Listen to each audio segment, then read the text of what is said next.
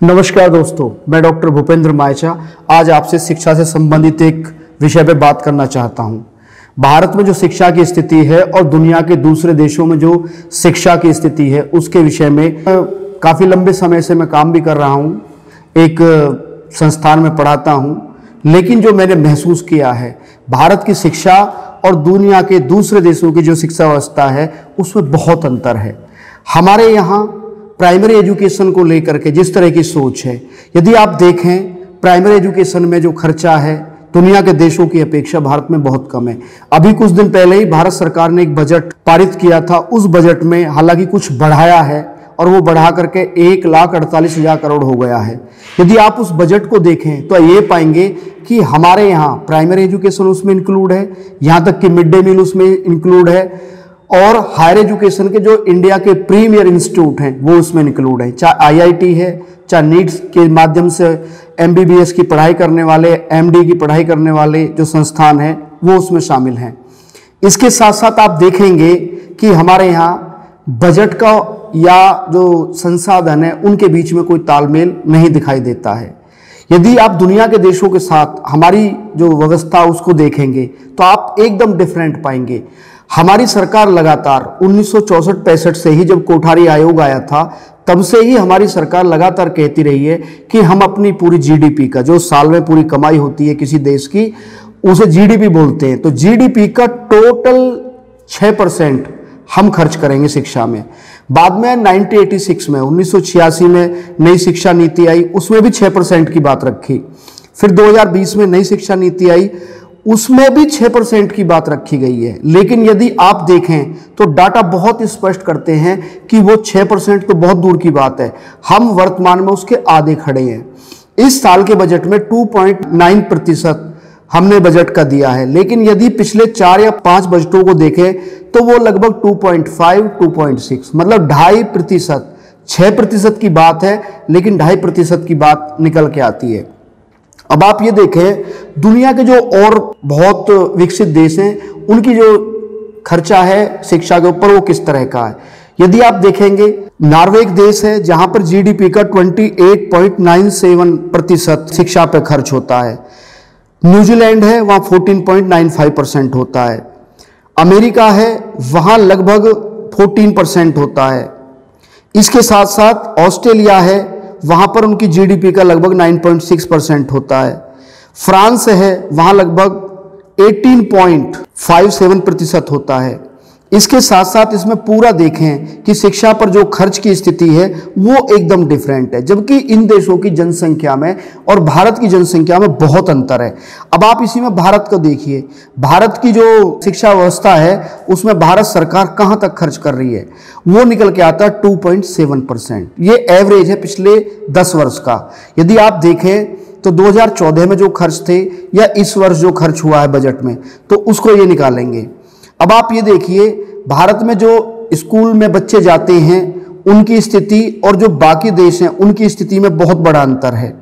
आप ये देखिए, भारत सरकार ने इस वर्ष 1,48,000 करोड़ का बजट दिया, जो बजट भारत के 2.9% बनता जीडीपी का। इसके साथ साथ ये देखिए कि दुनिया में जो शिक्षा के लिए खर्च किए जा रहे हैं। अब आप ये देखिए कि दुनिया के देशों में और हमारे देश में शिक्षा व्यवस्था में क्या अंतर है। यदि आप इनमें उनके कितने वर्ष वो उसमें बिताते हैं उसको देखें तो ऑस्ट्रेलिया में औसतन 21 वर्ष एक बच्चा, एक युवा अपने जीवन के शिक्षा में खर्च करता है। न्यूजीलैंड, ग्रीस, बेल्जियम ये 20-20 वर्ष खर्च होते हैं। स्वीडन है, डेनमार्क है, नीदरलैंड है और नॉर्वे है, पुर्तगाल है।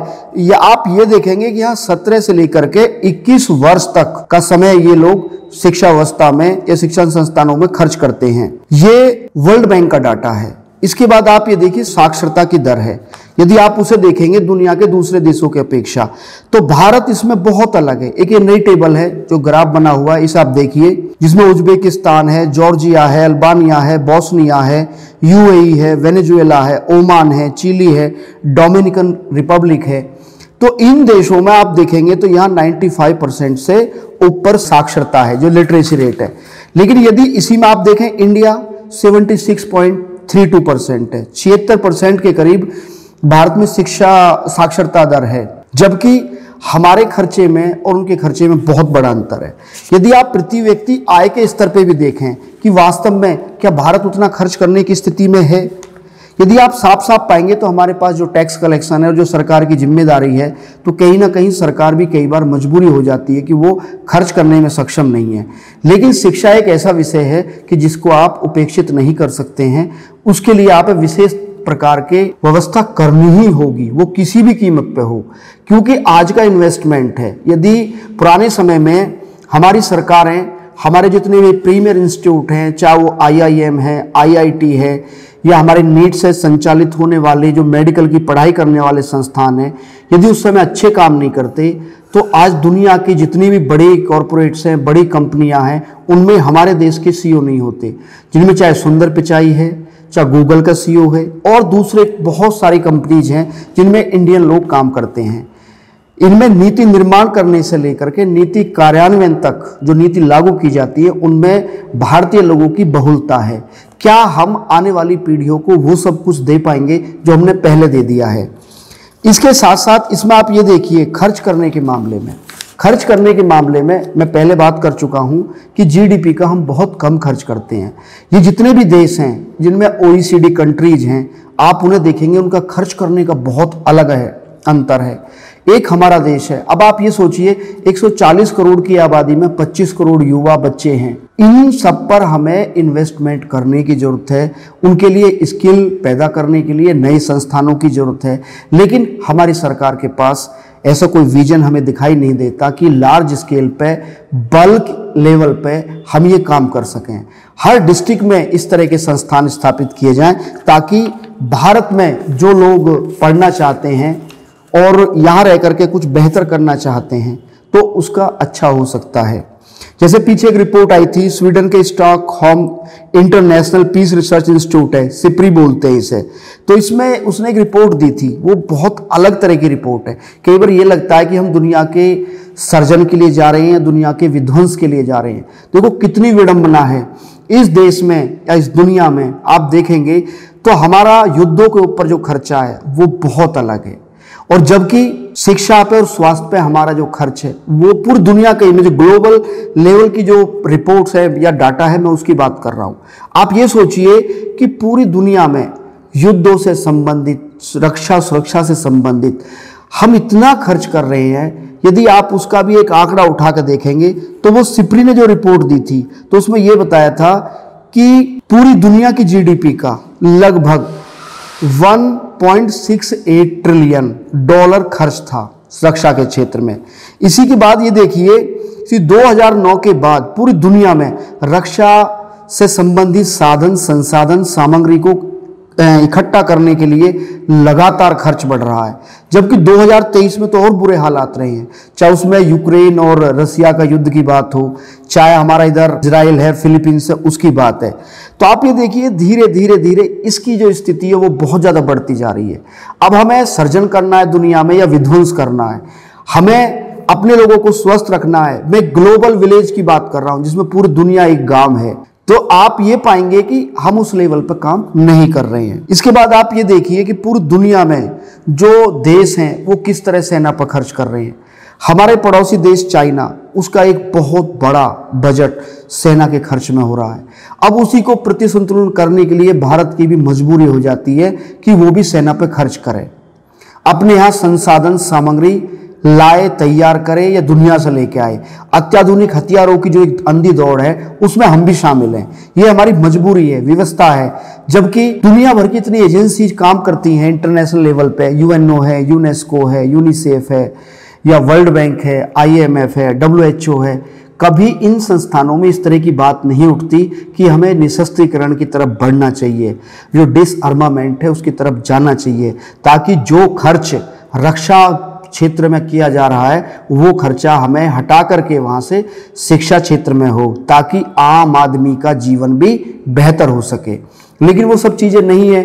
युद्धों की दौड़ है, हथियारों की अंधाधुंध खरीद है, और बड़े विडंबना है कि दुनिया के जो एक दरोगा है अमेरिका, US से, यूनाइटेड स्टेट ऑफ अमेरिका, उसकी तो GDP का बड़ा हिस्सा हथियारों के बेचने से आता है।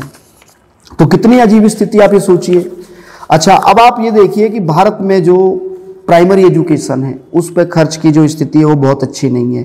स्टेट वो गवर्नमेंट के पास कोई बहुत संसाधन नहीं है, सेंट्रल गवर्नमेंट की भी सेम स्थिति है। इसके बाद आप ये देखिए कि अभी जैसे प्रतिस्पर्धा की बात आती है कि हम कुछ काम करें, इसमें भारत सरकार कह रही है कि 2035 तक हम लगभग हायर एजुकेशन इंस्टीट्यूट में 50% लोगों को एनरोल करेंगे जो युवा बच्चे हैं। क्या संभव है ऐसा? जब हमारे पास ना तो साधन है, ना संसाधन है, संसाधन में ना वहाँ प्रोफेसर्स हैं, ना बिल्डिंग है, जो पुरानी बिल्डिंग है वो जर्जर है, हालात खराब है, तो क्या संभव है कि हम हायर एजुकेशन में 50% बच्चों को, युवाओं को पढ़ा सकें? इसके साथ साथ ये देखिए कि जो युवा है एक बल्क, बहुत एक लार्ज मास है, वो उस बड़ी संख्या को क्या हम किसी रूप में कर सकते हैं? कौशल विकास योजना की बात आती है तो उसमें ऐसा कुछ खास दिखाई नहीं देता। इसके बाद आप ये देखिए जो हमारे प्रीमियर इंस्टीट्यूट हैं उनकी भी हालत बहुत अच्छी नहीं है।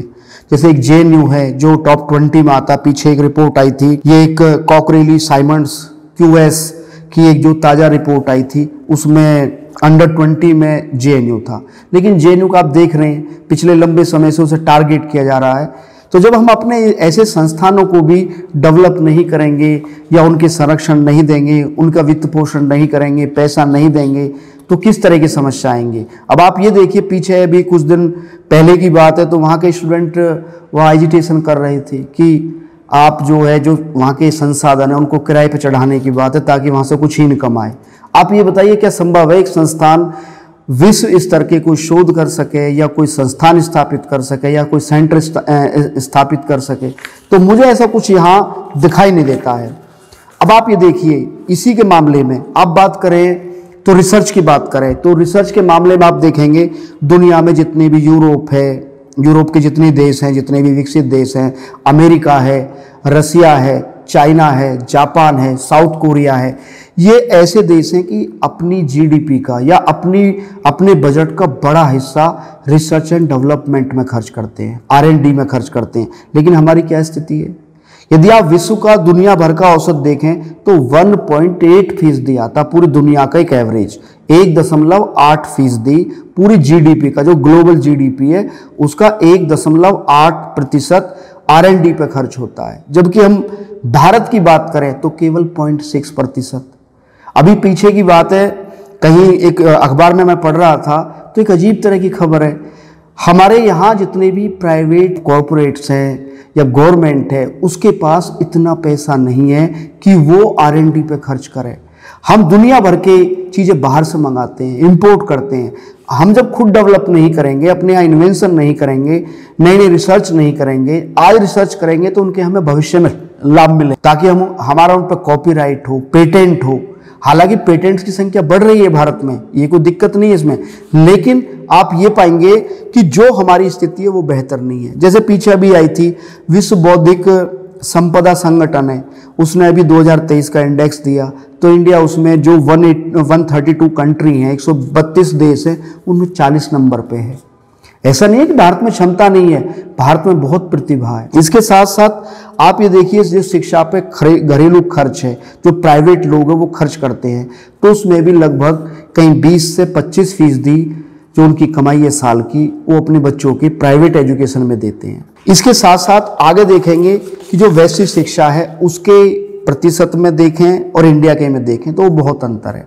पूरी दुनिया में लगभग 4.5% जो उसकी GDP का, ग्लोबल GDP का, पूरी दुनिया की जितनी कमाई है तो एक एवरेज 4.5% खर्च होते हैं, जबकि भारत 2.5% पे जूझ रहा है। हमारे इंडिया में जो लोग हैं वो अपने बच्चों को ज़्यादा पढ़ाते हैं, उन्हें समय देते हैं, उनके होमवर्क को कराते हैं, जबकि जितने विकसित देश हैं वहाँ ये चीज़ें नहीं है कि पेरेंट्स अपने बच्चों के लिए पैसा भी खर्च करें और इसके साथ साथ उन्हें आगे बढ़ाने के लिए खुद भी पढ़ाए, समय दे, उनका होमवर्क कराए। तो जो स्कूलों की जिम्मेदारी है, कम से कम जो प्राइमरी स्कूल्स हैं उनमें तो घर होमवर्क नहीं होना चाहिए, खेलने के साथ साथ जो पढ़ाई के सिस्टम वो होना चाहिए, लेकिन वहाँ भी वो संतुष्टि नहीं है। अच्छा देखो, वित्तीय चिंता है, इसके पीछे कारण है कि ये सब चीज़ें चल रही हैं। तो मेरा कहने का यहाँ तात्पर्य ये है कि हम यदि हिस्टोरिकल डाटा देखें इंडिया का, तो एक टेबल है, इस टेबल को देखिए आप। तो इस टेबल में ये है कि जो इंडिया एजुकेशन स्पेंडिंग, एक हिस्टोरिकल डाटा आप देखिए कि हमारा इसमें 2004 से 2022 के बीच का डाटा है, तब से लेके अब देखिए तो इसमें आपको जो एनुअल चेंजेस दिखाई दे रहे हैं, ये एनुअल चेंजेस कितनी बार माइनस में? 2004 में माइनस में, मतलब ये था कि जो 2003 में शिक्षा में बजट खर्च किया गया था उससे ये कम है। अगली साल देखिए क्या बढ़ोतरी है, 5 में, 6 में देखिए, 7 में देखिए -11.69, मतलब ये हम विश्व गुरु बनने की स्थिति में लग रहा है क्या आपको? इसके बाद ये देखिए 2012 में -13.56%, 2013 में फिर बढ़ा दिया, लेकिन 14 में फिर कम कर दिया, 15 में बढ़ा है, 16 में देखिए क्या बढ़ा है, 17 में कम हुआ, 18 में देखिए -13.5%, फिर 19 में फिर बढ़ाया 15%, लेकिन फिर इसके साथ आप 2022 तक लगातार कमी है, जहां तक कि 2023 में भी कमी रही, जब कोरोना में पूरी दुनिया डूब रही थी, बच्चों तक शिक्षा नहीं पहुंच पा रही थी, और जो डिजिटल डिवाइड है आप उसे देखेंगे तो क्या हालात होंगे? तो क्या आप उम्मीद कर सकते हैं कि हम विश्व गुरु बनेंगे? जब हम भविष्य की पीढ़ियों के लिए, हम उन्हें योग्य बनाने के लिए खर्च करने को तैयार नहीं है। हालांकि 2024 में भारत सरकार ने इस बजट को 31% बढ़ाया है। सोचिए, जब आपका 2020, 21, 22, 23 तक भी जो डाटा दिख रहा है तब जरूरत नहीं थी, आज कहां से चल रहा है चीजें? तो आप इन सब चीजों को देखेंगे तो शिक्षा हमारी प्राथमिकता में है ही नहीं। हमें तो नए नए ड्रामे करने हैं, 6% खर्च करना जीडीपी का, तो ये ड्रामा पिछले 60 साल से चल रहा है, ये चलता रहेगा। आप इसमें ये देखिए, जो मैंने आपको डाटा बताया है, इस डाटा के विषय में और कुछ बहुत सारी चीजें हैं जो हमें परेशान करती हैं। अच्छा, बाकी अभी जो बजट आया उस बजट की बहुत बुरी स्थिति है। उसमें आप देखेंगे आईआईटी का बजट कम कर दिया, यूजीसी का बजट कम कर दिया, और कई सारे संस्थान हैं उनका कम कर दिया। अब यूजीसी, यूनिवर्सिटी ग्रांट कमीशन है, विश्वविद्यालय जो अनुदान आयोग है, आप एक बात सोचिए, क्या यूजीसी के पास बजट कम करना चाहिए? जब आप यूजीसी जैसी संस्था का बजट कम कर रहे हो तो फिर समझ लीजिए कि आप हायर एजुकेशन में काम नहीं करना चाहते। तो ये सब चीज़ें हैं, और इन्हीं का एक नतीजा जो बड़ा है वो बहुत अलग दिखता है कि भारत के 12 से 15 लाख बच्चे दुनिया में पढ़ने जा रहे हैं, उनकी भगदड़ मची हुई है। क्या इंडिया इस तरह के संस्थान नहीं बना सकता जिस तरह के अमेरिका में हैं, यूरोप के देशों में हैं? हमारे बच्चे एमबीबीएस करने के लिए यूक्रेन जा रहे हैं। सोचिए, यूक्रेन, तजाकिस्तान, रसिया, किर्गिस्तान, इवन बांग्लादेश में एमबीबीएस करने जा रहे हैं। यहाँ 1.5 करोड़ रुपए में एमबीबीएस हो रही है और वहाँ 20-20 लाख रुपए में हो रही है। तो आप एक बात सोचिए कि हम इस देश के निर्माण करने की तरफ जा रहे हैं या इसे बर्बाद करने की तरफ जा रहे हैं। यहाँ तक की स्थिति है कि सरकार के पास एक अच्छा चीज़ और होती है, वो है एजुकेशन लोन। अब आप ये बताइए, एजुकेशन लोन लेकर के कोई व्यक्ति या कोई युवा और पढ़ाई करने जा रहा विदेश में कि 10 लाख रुपए से ऊपर हम आपको विदेश में पढ़ने के लिए देंगे। क्यों? ये जो आप hot currency, international currency, trade currency, जिसे डॉलर कहते हैं, जिसे पाउंड कहते हैं, येन युआन कहते हैं, आप इसे क्यों बर्बाद कर रहे हो? क्या आपकी क्षमता नहीं है कि आप भारत में अमेरिका, यूरोप जैसे संस्थान अपना आप स्टेब्लिश कर सको? क्या पेरिस जैसी स्थिति भारत में नहीं है? लेकिन नहीं, बस एक भेड़ चाल है। मेरे बच्चा लंदन में पढ़ रहा है, मेरा बच्चा न्यूयॉर्क में पढ़ रहा है, मेरा बच्चा मॉस्को में पढ़ रहा है। आप सोचिए, क्या हमारे पास पेरिस जैसी स्थिति नहीं है? कश्मीर में देखिए हमारे पास क्या वहाँ की क्लाइमेट है, जलवायु है, एटमॉस्फेयर है। हमारे पास हिमाचल प्रदेश देखिए, हमारे पास उत्तराखंड देखिए, हमारे पास पंचमढ़ी मध्य प्रदेश, मतलब ऐसी जगह है इंडिया में, आप वहाँ जाएंगे तो आप ये लगेगा इंडिया में नहीं है, आप दुनिया के एकदम नए स्वर्ग की तरफ आप जाकर देखेंगे। लेकिन नहीं, हमें स्टेब्लिश नहीं करना। अच्छा, जहां प्राइवेट में कुछ संस्थान स्टेब्लिश हो रहे हैं तो उनकी क्वालिटी आप देख लीजिए। ना वहाँ शिक्षक को तनख्वाह मिलती है, ना वहाँ शिक्षक को सुविधाएं मिलती हैं, ना वहाँ वेतन का ऐसा कोई निश्चित प्रावधान किया गया है। वो अपनी लड़ाई खुद लड़ रहे हैं। प्राइवेट शिक्षक, चाहे वो प्राइमरी का हो, चाहे वो माध्यमिक का हो, चाहे वो हायर एजुकेशन को हो, प्राइवेट शिक्षक बंधुआ मजदूर से ज़्यादा नहीं है। जिस देश में शिक्षक की या शिक्षा ग्रहण करने वाले लोगों का ये सम्मान हो, तो ऐसे लोग क्या कहाँ जाएंगे? क्या भारत किसी रूप में दिखाई देगा?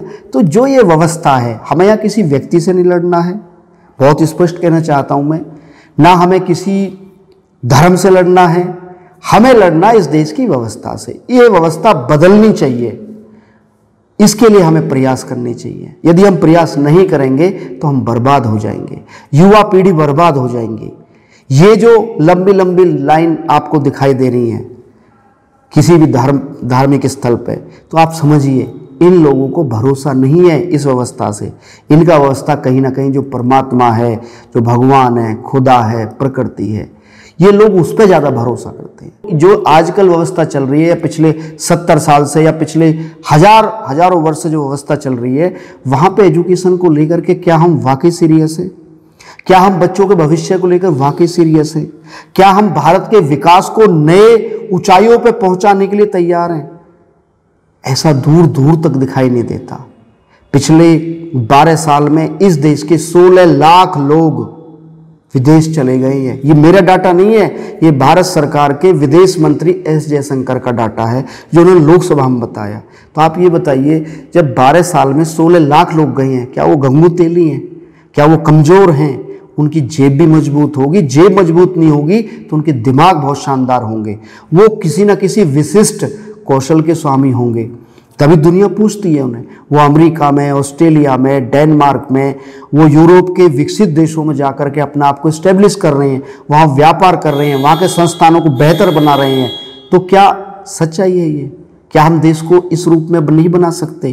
क्या हम अपने बच्चों को वर्ल्ड क्लास, वर्ल्ड लेवल के संस्थानों को नहीं दे सकते? लेकिन हमें क्या लगता है, स्थिति नहीं है। तो इन सब बातों को लेकर के हमें काम करने की ज़रूरत है। और बहुत दुखद विषय है ये कि शिक्षा जैसे महत्वपूर्ण विषय पे हम काम नहीं कर पा रहे हैं। डाटा बहुत है, बहुत बात करना चाहता हूँ, लेकिन क्या है कि समय की सीमाएं हैं। ज़्यादा बड़ी वीडियो हो जाती है तो आपको ये लगता है कि इस पर काम नहीं हो सकता। तो इन्हीं शब्दों के साथ मैं अपनी वाणी को विराम देता हूँ और मेरे चैनल को सब्सक्राइब करें।